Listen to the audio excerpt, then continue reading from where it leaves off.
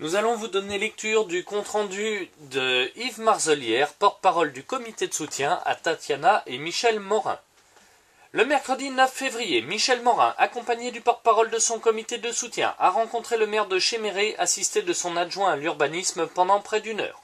D'entrée, le maire de Chéméré a annoncé qu'il avait pris un arrêté définitif d'arrêt de travaux lundi 7 février 2011 en après-midi, au vu de la violation à la déclaration préalable accordée en janvier 2010. Le maire a également expliqué pourquoi il n'avait pas voulu communiquer plus tôt, l'avocat du voisin de Michel ayant demandé un délai de 5 jours supplémentaires pour contester le procès-verbal établi par la DDTM, ex-direction de l'équipement, au nom de la mairie.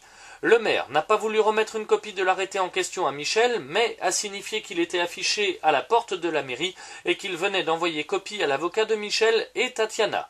Dorénavant, il reste 2 litiges qui seront traités par voie judiciaire. Ces procédures séparées seront traitées dans des délais de plusieurs mois.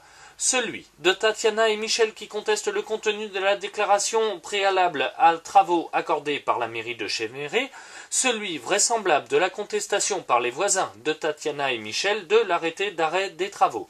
Ces procédures séparées seront traitées dans des délais de plusieurs mois, voire plus.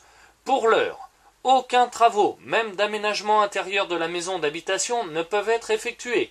Si tel était le cas, la gendarmerie en charge de l'exécution dresserait immédiatement procès-verbal auprès du procureur de la République en charge du dossier. À la question de Michel sur une éventuelle nouvelle demande de rénovation des espaces concernés, le maire a précisé que rien ne pourra être examiné avant le traitement des recours juridiques engagés.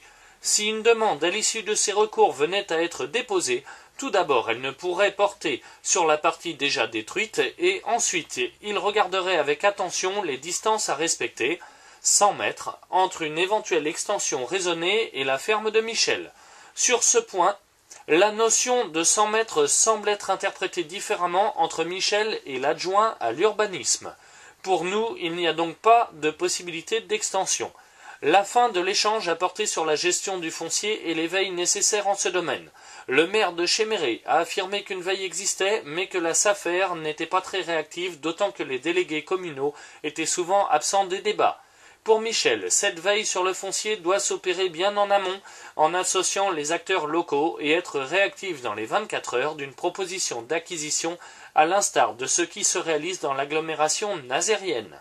Compte tenu de cette entrevue, nous mettons en veille le comité de soutien à Tatiana et Michel, mais restons vigilants au cas où des événements imprévus surviendraient. Au nom de Michel et Tatiana, nous vous remercions de votre mobilisation. Vous avez par votre présence, vos écrits, contribué à cette issue positive et permis à Tatiana et Michel de reprendre pour le moment une vie plus sereine. C'était un communiqué d'Yves Marzelière, porte-parole du comité de soutien.